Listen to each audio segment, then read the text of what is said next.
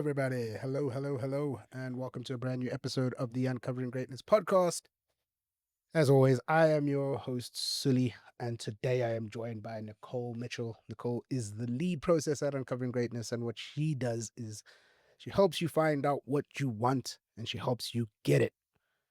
How you doing, Nicole? I'm good, thank you, Sully. How are you? Good, thank you. Who are you? Who are you? I am a spiritual being. I am a woman. I am a mother. I am a whole bunch of different things. Fascinating that. So, you guys might be wondering why I would ask such a weird question, because that's what we're talking about today. I think it's And I think yet again it's another buzzword. It's because would you say that who are you? That question that you ask, and you'll go more in detail about it. Do you think that that's self-awareness? Correct. Okay. Because most people today ask you, what do you do? Like Hmm. if you meet somebody new, you, someone you've never met before, when I say somebody new, you meet a new person into your life and you kind of go, oh, so what do you do? Yeah. We don't ask, who are you? Like, are you confident? Are you, you know, are you sad? Are we don't ask those questions like, I'm a sports person, I'm a this, I'm a businesswoman. We don't ask those questions. We go, what do you do? Yes. And then what tends to happen is people define themselves by what they do. So that becomes who I am. So that becomes who they are. Mm. So let's say I'm an accountant. Yes. Okay, so then what happens is, let's say something happens at work and I lose my job, and now my whole world collapses because I'm not clear on who I am. I thought who I was an accountant, Yeah. Yes. if that Aren't makes you? sense. Yeah. I think that makes a lot of sense. So I mean, you process a lot of people. Yeah, so for those people that are listening for the first time, what does that mean is Yes. I work with people one on one to help them find what they want and help them basically uncover what it is that's stopping them from getting what they want. Because the average person today doesn't know what they want. Yep. And you can ask any 30-year-old what they want. And especially this time of year, what do you want for Christmas? Oh. And most people go, well, yeah, it would be nice if Mm. they don't go, I want a luxury 4x4 with. Honestly, why did you just say that? Just say what you want. Yeah. It doesn't mean that you're not, and I it mean, you're gonna doesn't get mean it. that you're going to get it. But you ask a 3-year-old, what do you want for Christmas? And they will give you a list of 100 things that, they want Lego and they want Barbie and they want this and they want that. And I don't know, whatever the trend is today, Yeah. but they are very happy with that. And generally they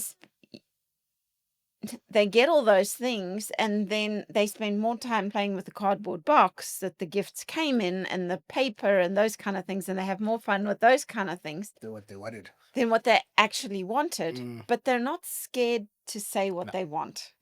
And but yet as 30+ year olds, one, we have this fear of saying what I want, or two, we don't want anyone to know what we want. um so there is a lot tied to that.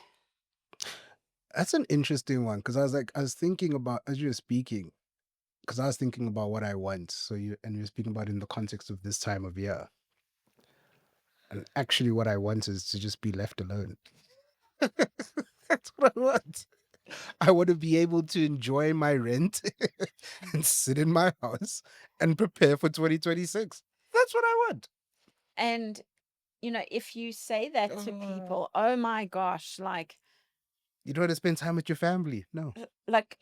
what do you mean you want to be left alone? What does that mean? And people immediately make you Wrong. wrong for Yeah. having those wants. Mm. And for some of us, the want is to, I don't know, give away something to charity, or and I always remember one year, it was Christmas Day, and I had spoken to some friends, and we saw them on Christmas Day, and I said, so, what did you get for Christmas? Yeah. what did your husband give you? And she kind of looked at me and she goes, um, um, yeah. And I could see how uncomfortable she was. And then she said, yeah, we don't exchange gifts. Okay. And I kind of like looked at her, what do you mean you don't exchange Yeah. gifts? Like, she said, no, we don't give each other gifts on Christmas Day. And I was like, oh, okay. And then I'm like, so like what do you do instead? And she's like, oh, we donate to a charity. Okay. And I was like, oh wow, that's That's amazing. very cool. And then she came alive. Mm. But there was this, like, I don't want to tell anybody that we didn't share gifts. Would you say that's because like you asked her questions to uncover because that's what that's what they want to do, like Yes, ultimately. ultimately that's what they wanted to do, but people like, what do you mean you don't Mm. exchange gift? Why wouldn't Like, you why, why wouldn't you give each why other don't a you do gift? both? Like, you, all those kind of Yeah. things, and people go into all these expectations of what they think it should be. Yeah. So as a result, we generally tend to kind of hold back on What we want. what we want. Yeah, that's an interesting one. That okay. So now, and I think that's an interesting distinction because what you want and who you are connected in a sense. They can be, yeah. Because if I know who I am, would it not be easier for me to say what I want out of life? We're not talking about It gifts. it depends. Okay. So some people know who they are, but they still don't know what they want Ooh, how does that work? because there have been things blocking them from their wants. And it's not them because they know. Well, there would be upsets that are blocking them from being able to find out what they want. For those who don't know, what is an upset? An upset is basically when you wanted something, and if we flip the word around, the setup Yeah. was changed. Oh, okay. So let's say I'll use this example. I am driving to an event, and the setup that I, in my mind, have created is that I'm going to arrive there. I'm going to unpack the car. I'm going to take everything out the car, and I'm going to set the room up a certain way. Yeah. And on my way to the event, someone drives into my car. Now my setup is upset. Okay, because now I got stopped from what the setup that I was trying to create. Yes. So it creates an upset. Got you. The same thing would be true if I was going to an event and, we want to set up the room a certain way, and we arrive and suddenly there's only round tables. And our expectation was the setup was going to be rectangular tables. Our setup is then upset Mm. because we didn't get what we wanted. And so it's understanding that an upset is when, what you planned didn't work. And this is where expectations are so dangerous because people create these setups in their mind. And what they're doing is they're setting themselves up Yeah. to get upset later. Got you. And please don't get me wrong. Understand the context. There are different contexts around that. So we're talking expectations around upsets. Mhm. Okay. Expectations are not bad. Okay. No, I don't think so. But it's if your expectation is it's going to go a certain way Yeah. and it doesn't, that's when often upsets happen. Oh, okay. So Okay. it's plan for X, but expect that it may not happen. Mm. That's very different in this context. Yes. Got you. Okay. That makes sense. That makes sense. Okay, so we're talking about who you are, right? And it just popped into my head because of like videos that I've seen online, and it's like around like so. Usually, it's either from Asian or Indian, the Asian or Indian community, and the dad wants them to be a, a doctor. You know, it's funny you say that, Yeah. the Asian or Indian community, Mhm. but I don't think it's just that community. Well, I think they're more vocal about it. Like I've heard Indian parents be disappointed in their kids because they didn't become a doctor. It's like, how could you? Who are you? You're not my child. Well, there is this perception around, and yes, you are correct. Certainly, like coming from Zimbabwe, Yeah. there was an expectation that you had to go to school, you had to go to university, and you have to get a degree. That is the expectation, and that is what every family expects their children to do. And in Zimbabwe, with education, it's one of the things that I would say Robert Mugabe did super well, is he made sure people were educated. Damn, somebody praised Robert. That was crazy. But that is a great point because you guys actually taught me that. I didn't know that. Like Zimbabweans are some of the most it's not a word, but the most degreed people out. They have degrees, like engineers and doctors, Well, and there's a lot of that. in terms of, we did a sales training, Barry and I did a sales training in Zimbabwe, and there were, I don't know, 40 people in the room. Mhm. And Barry asked the question, how many people in the room have a degree? Yeah. And every single person in that room put up their hand except for me and Barry. I'm not kidding. Like every single person in that room. Let Zimbabwe down. I'm sorry. I apologize. Yes. So, yes, there is certainly, in different cultures, Hmm. there are expectations that are created because there are these perceptions around, you must have this in order to get this. So Yeah. education's going to allow you to have money, Mm. or education's going to, doctors are wealthy, so you have to become a doctor. Yeah. Yeah.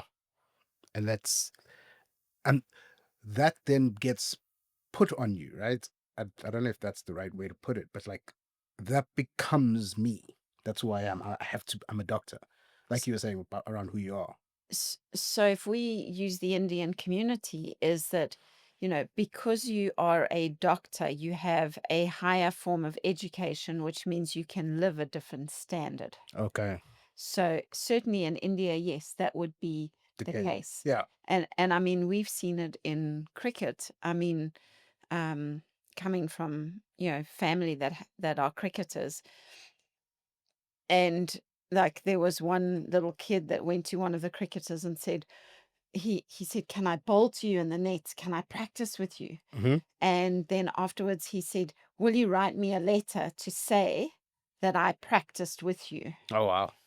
And, everyone's like, "Why?" And then he said, "Because if I do that, I can play a higher standard of cricket because I practice with so and so." Mm. And so in that culture, association Got allows you to earn or to live a better life. Mm. And it's, you know, certainly in different cultures, there are these different kind of things that dictate who you can be That is terrifying. or what you can do. Yeah. It's the culture it's the culture and the community that determines that. Correct. And you kind of go through life not knowing who you are. Well, the same would be true in religion. Don't start me on religion. Okay, so and this is where different religions can be seen as cults or whatever, but it's, you are forced to do things that you may not necessarily want to do, or you don't understand, or those kind of things. And as small children, it's like, I don't understand why I can't be outside playing when I have to sit in the church, or I have to come here, or I have to Mosque do, 5 times a day. or I have to pray, Yeah. or whatever it is. And well, why can't, but I prayed earlier, why, like, like, why Already do I prayed have to today. pray now? Like, I prayed earlier today. Like, as kids, they do that, and they say that, and they ask those questions, and they are not wrong for asking those Yeah. questions. Okay, and religion is, it's not about making religion wrong. It's just most children are curious about, they want to understand how, what, where, when, why, those kind of things. And if you cannot explain it to them, well, it's going to create confusion because you're not answering their questions, their curiosity. Yeah, I mean, I think for me, I can give a great example of that because that was me with Islam. It's like I couldn't ask questions, so I couldn't understand. And I was like you just said, wow, everyone else is playing outside. Well, everyone else being my Christian friends, but they're playing outside. I prayed at 1. Why am I praying again at 4? Like, what is going on? Why are we praying so much, guys? Like, I'm sure God heard us. I'm sure. But if those things are not explained and if you do not understand them, that's where the issues are created. Mm, And most people, like, they don't take the time to explain. yeah, They'll just go, this is the way it is, and this is why we do it. yeah. And you have to do it too. And which then creates all these upsets because my setup as a 3-year-old is I'm going outside to play. Bye bye. Bye. And then they get upset because now they get told they can't do that. Mm, And so it's understanding that that is going to affect people later on in life. And that's where people, I think, later on will say, I'm never going to be a Christian, or I'm never going to be this or whatever. And they don't even realize why, but it was because their setup got upset when they were 3 years old or whatever it was. would you, and this is going to be a massive generalization, but would you say that that's why, and this is my opinion, hence I'm asking it so I can understand better, is would you say that that's why we have so many lost people right now in the world? Because people have probably had a lot of upsets from when they were younger and they can't understand or know who they actually are. Very broad generalization. 100%. 100%. Um,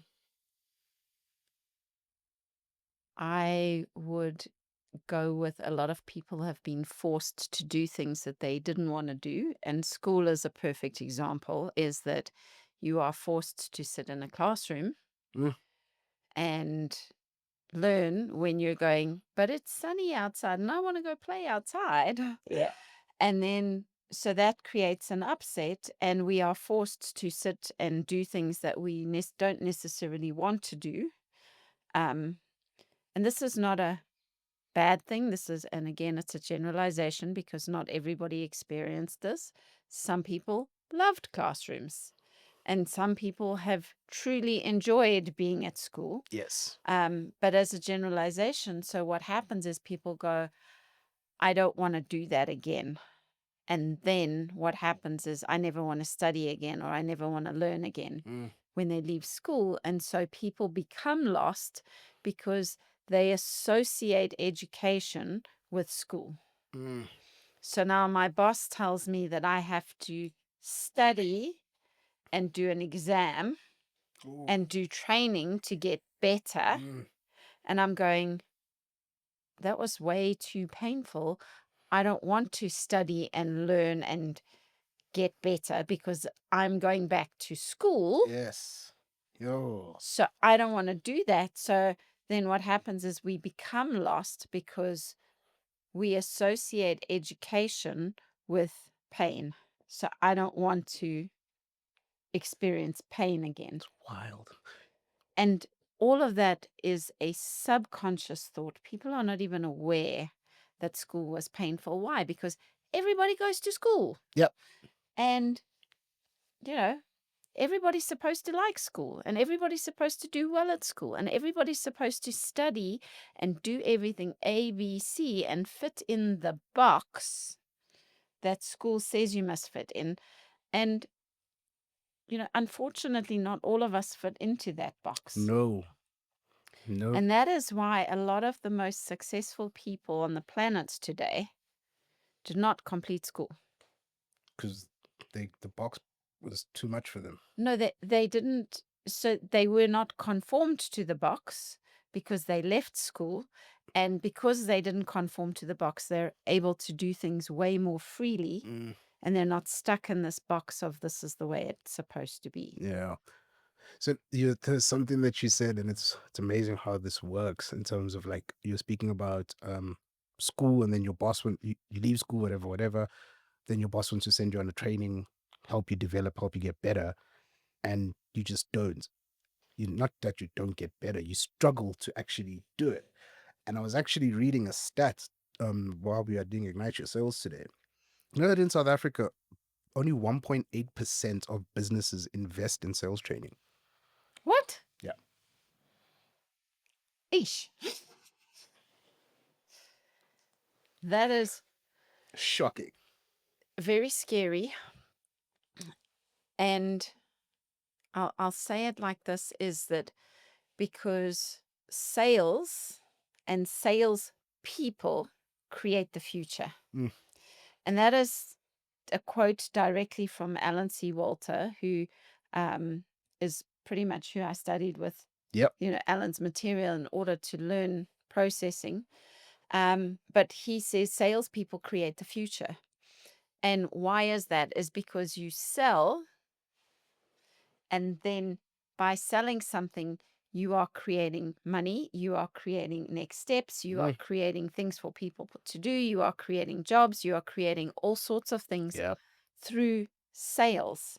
And, it's fascinating that people are not learning how to sell because salespeople create the future. But yet, how many people in South Africa are actually in sales as a job? I'd be fascinated to know how in South Africa, like how many It's like sales reps. sales reps are there as a profession. Let's find out. So let's see what ChatGPT or AI or Of course, it's ChatGPT. It's not Google. You don't Google things anymore. okay. Well, Google has its own AI thing as well. Well, they all do now. Yeah, Facebook, Facebook has its own AI. everything has its own AI. You know what I'm excited for? I'm excited for when WhatsApp has its own AI, like everything. So that I don't have to. I can just start my message and it just finishes it for me. So according to Statista, there are about 2.9 million people employed in South Africa in sales and services occupations as of Q4 2023. 2.9 million people employed, and only 1% of businesses invest in sales training. Yeah. Wow. And look, I mean, there's a big warning sign on ChatGPT says this is not precise. This is a Yeah, guesstimate. 100%. Yes. But Yes. if we were to take that and look and go, 2.9 million people do sales and services Yeah. as a profession, and less than 1% or just over 1% Just over 1% in of businesses invest. educated on how to sell. Yeah. That is scary. It's madness. Because the last I checked, school does not teach you how to sell. No.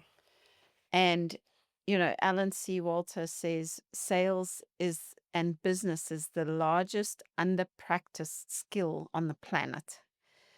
And, if you, and I mean, you did a podcast with Barry this week around, I haven't listened to the podcast, but you did a podcast. At least you're honest. I haven't had a chance. You only did it 2 days I ago. know you're busy. You're super busy. I know. But you guys did the podcast around Barry's Ironman. Yes. And I'm pretty sure in that Barry would have spoken about his coaching, his coaches. Yes. And how he had to get coached. He had to get somebody to help him. Yeah, he didn't wing it. He didn't. And it's not difficult. You swim, you cycle, and you run. You can do all of those things By yourself. without a coach. You can, in terms of most people, I say most, the average person today, most people can run. Yeah. They're not coached on how to run. They're not. But if you're able-bodied, you can run. If you're able-bodied, you can run. Yeah. But if you want to be good at running, you need a coach. Yep. if you want to be a cyclist, you can get on a bicycle and you can ride it. You can, I mean, most children you don't even need somebody to teach you how to ride. No. You can go to the gym and get on a Stationary bike, Yeah. get the idea of it, and then you can get on a bicycle with training wheels and then take one training wheel off and then ride the bike and then take the other one off and teach yourself.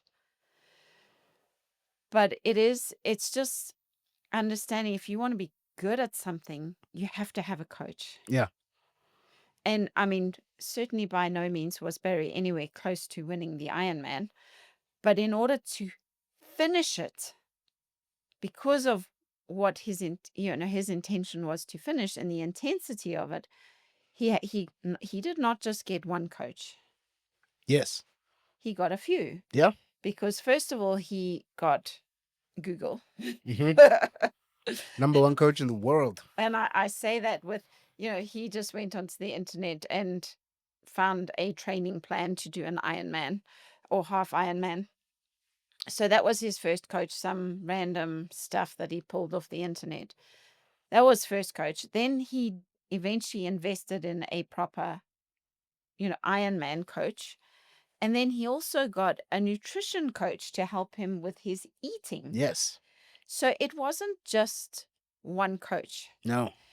And, then you go back to sales, and when it's so funny you asked this at the very beginning, you said, who are you versus what do you do? Yes. And like Barry was saying, he was telling the story of how he landed up in sales. And basically, he got a job at a car place, and he got a business card that said sales rep on it. Boom, I'm a sales rep. And suddenly that's who he became. He became a sales rep. Yeah. Overnight. 100%. Why? Because there was a piece of paper that said you're a sales rep. Okay. Nowhere did anybody teach him how to do that, provide him with skills, nothing. It was just, there are cars, there are people, connect them and make sure you get the money in between. And here's your card. Also, this is your proof that you are a sales rep. Yes, this is your proof. Because that's important. That the proof is important. Because if anybody asked, here's my card that says, I'm a sales rep. I'm a sales rep. But it's important to understand that's not who he was. Okay. He was a young person with no knowledge about sales. He was a failure because he was dropped out of university, dropped out of this, dropped out of that. Somebody who hated school. He was the people we're talking about. He was a failure, typically. He was a whole bunch of things. If you were to go back, who are you? But in his mind, he was a young person who wanted to learn and to be better. Yep. He was not, in his parents' mind, who he was a failure.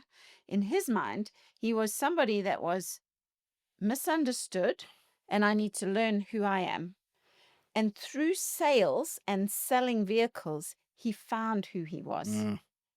Okay. So sales became something that he did, not something that who he was. And this is where it's so important to understand there's a big difference between what you do and who you are. And this is where people get it wrong, is because I'm a sales rep, so I don't need to learn about sales. Yeah, 100%. Instead of understanding I am incompetent, that is who I am. I'm a failure. I'm incompetent. I want to become somebody who is better. Who am I? I'm somebody that learns. I'm somebody that grows.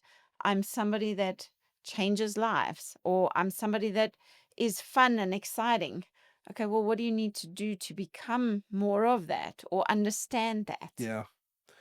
No, and that's sure, that's a crazy one. Because I even when we were doing the podcast that you were speaking about, and you mentioned the nutritionist, I was like, you got a nutritionist as well. You took this thing very seriously. Like, this wasn't just, you didn't just wake up you did just wake up one day and say that you're going to do an half Ironman, but you you put the right people in, because you know that you're not an expert at doing an Ironman or swimming, rowing. So you got somebody. He also knew his behaviors. Yeah. Okay. Ooh, so interesting that. he knew his behavior. His behavior was, I don't train with food. So I always train on an empty stomach. Okay. Now, if you put that in context of an Ironman, you've got to now, it took him 7 hours, 41 minutes to do the Ironman. So basically, he's going to starve himself from the night before because he goes to bed at 8 o'clock at night. So he's going to eat at 7. So from 7 o'clock at night until, 4 o'clock the next afternoon, No if food. he went in with his mindset of, I train fasted, Yeah, it would have drowned. he probably, you're correct. He probably wouldn't have made it through the swim No. because, and there's a whole bunch of things. He would never have got to the iron. He would No. never have got to the starting line No. because he would have got injured because with all the training he was doing, his body would have shut down and said, we need food. Yes. So he was very aware that his mindset was, I don't train with food. Yes. So he had to get somebody to coach him on how to change that behavior Because he is aware of who he is. because he's aware that that is my behavior and who I am is I'm a winner, I'm an achiever, and if I want to achieve in the Ironman, I cannot go in with that mindset. So I need somebody to help me change that. Yes. Okay. So he was very clear on who he was. He said, I'm somebody that enjoys things. I want to enjoy 8 hours of this event. So if I don't train and eat properly and learn all these things, I'm going to hate every minute of it. And it's going to be hard and it's going to be painful. Probably not going to finish. And I'm probably not going to finish and I'm going to be miserable. I am not a miserable person. I'm very clear. I like to have fun. I like to compete. I like to win. Yeah. That's who I am. I'm somebody that shows up on the day and gives it my all. Yeah. 100%. Not I'm an Iron Man. The end result. Because you have to become the end result. Okay. Along the journey because you Yes. have and so it's just understanding. So a lot of people get those things confused because if you just go, I'm an Iron Man, it ain't gonna happen on its own out of magic thin air. No. You have to learn the behaviors. You have to learn this is what athletes, I say Ironmen, people who compete in the Ironman, this is what they do. Yeah. So I have to become that, not, and it is so funny. After the event, he phoned one of his mates and Barry's talking to him and he says, sheesh, that was one of the hardest things I've ever done. And his mate says to him, well, dude, that's why it's called the Iron Man, not the plastic man. And I mean, we killed ourselves laughing, but that's Exactly. it because plastic this is what it looks like. These are the clothes that I need to wear, and I'm going to go spend a fortune on a bike and a wetsuit and a this and that. And I'm going to look It's all great, about and the I'm look. going to rock up on the day, and I'm going to be the Iron Man. Yeah. It's plastic, that. But that is very plastic because that is not who you are. That's crazy because now you can say that he's we say an Iron Man and he always likes to correct us and he'll go, half Iron Man. I'm like, okay, cool, man. Okay, you're half an Iron Man. And now he's a half an Iron Man because he finished it. Correct. But it's understanding that he knew that that's who he was before he started. He was competitive. Very He was clear about that. determined. He knew exactly who he was. And he also knew what he needed to do. And a lot of people don't understand the difference. That's true. And I mean, and it's not to knock these people, but if you were at the Ironman and you at that event, and pretty much if you go to, I'm pretty sure most of these kind of events, there are a lot of people that don't finish. Yeah. And who don't make the cutoff times. And they have these buses that go and collect you if you pass the cutoff time. Oh, man, that's bumming. Now, I don't know those people, and I didn't meet any of them, But I can almost guarantee you that those people thought they could rock up without having done the work because they assumed I've registered for an Ironman, so I'm an Ironman. Yeah, yeah. I mean, I can ride a bike. I I can can swim. swim, I I can can ride. ride a bike, I can do all those things. I'm fairly fit. Just like people rock up at work and Yeah. they get a job to become a salesperson and they go, I'm a salesperson. Got the card. And they have no idea how sales works. And they have no idea how numbers work. Yeah. And they, because of that, they cannot go and make deals. They cannot go and, complete what's the word? Big contracts and things like tenders and things like Yeah. that. And they think because I submitted a tender, I'm going to get the job. And because I did this, I'm going to get it. Mm. But is it who you are? Are you, you can know something and you can feel something. There's a difference. Yeah. When it lands, you feel it. When you know it, it's just something that's there. And I think you said it in one of our other podcasts. There's a difference between a sales rep, somebody who goes out and represents the business, and an order taker. Right. And a lot of people, these are your words. I'm not even paraphrasing this time around. But that's the thing, right? Is that people you, because people come to you, you make the sale, come, because People come to I you. wanted this bottle, so I went and I bought the bottle, and you're like, yeah, I'm a sales rep. I sell things.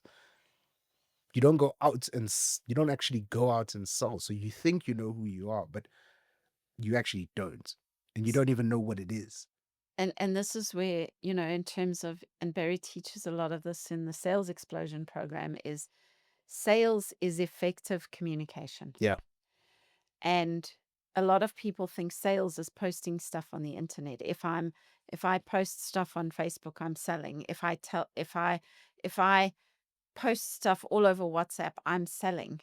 And it's understanding that no, sales is effective communication. And everything you do sells. Everything you communicate to people sells. Yep. And it's just understanding that. And most people don't understand that. No. Because they're not clear on who they are. Are you somebody that's determined? Are you somebody that's focused? Are you somebody that's willing to learn? Are you, somebody that's competent? And a lot of people will tell you these things, but they don't act out those things. Because it's not who they are. Correct. And I feel like, sometimes that's okay, right? I feel like this and yes, we speak about social media a lot, because I think, like, in terms of what you do, I feel like it works so perfectly with social media, because you have to truly know who you, and I'm just basing this on myself. Mm-hmm. If I don't know who I am, I really struggle on social media, right? And I've learned that the more I've processed, the more my algorithm has changed, because I've started to figure out who I am. I actually don't like doom scrolling, which is also a new social media term. I hate it. I hate it so much. But when I wasn't processing as much as okay, I haven't processed in a while now, but when I was processing regularly, I couldn't doom scroll anymore, because I would end up in this really bad state and I didn't know why. And then as I kept going with the processing, I was like, oh, that's why, because I don't want to be that. I don't want to So, complain about so everything. and it's so fascinating you bring that up, because a lot of people scroll to go absent because what they're doing is painful. Ooh, Okay, true story. and this is happening on a subconscious level. This is not a conscious level. It's just they don't like their jobs. They don't like what they're doing, or they're not happy in their relationships, or they know they need to have a conversation, or they need to confront something, or they know they need to do something and they don't want to do it. So scrolling becomes an easy way for me not to do what I need to do. True. So I can go absent. So if I'm sitting at home and I'm scrolling on Facebook, maybe my wife won't ask me what's happened with our financial statement and why we have no money in our account, because I gambled it all away and I don't want her to know. So, and gee, that sucks. And so I'm going to scroll and hope that. and we go absent. further I sink into my phone, the less you'll see me, hopefully. And I say that all in jest and things like that, but and it Yeah. is it's taking it to the extreme with whatever, but it is understanding that, if you, it could be as simple as my wife asked me to ask my family if we're going to dinner Yeah. for Christmas or what's happening on Christmas Day, and I haven't done it, and I really don't want to go to my family on Christmas Day, so I haven't asked them. And if I scroll, I don't have to do that. Or You, we're avoiding something. you say that it's an extreme. I can literally think of when I did that to my wife this week. Actually, I say this week. It happened this But morning. I did not want to make her a cup of coffee. And I was just scrolling, and the milk overboiled, and she was in the room, and she was like, "What are you doing?" I was like, "Well, I didn't want to do this. I didn't say that, but now that when you say it, I was like, yeah, and so it's that scrolling becomes an avoidance yeah, to I don't want to do something. So and it's happening subconsciously. Most people are not aware of it, but it's just because we're avoiding something. And if you truly honest, the more honesty you put in with yourself, I don't want to do this. I don't like this. This is making me uncomfortable. It doesn't mean you have to change it and stop doing it. It's acknowledging how it makes you feel. And then it's a lot easier yeah, to do it. And, it's understanding that there are times, we kind of go, oh, this is making me feel so sick. I really don't want to do this. The moment you acknowledge that, you kind of go, ah, cool. And you can do it faster and you can get on to the next thing. very true. And it's understanding it's the emotions of it.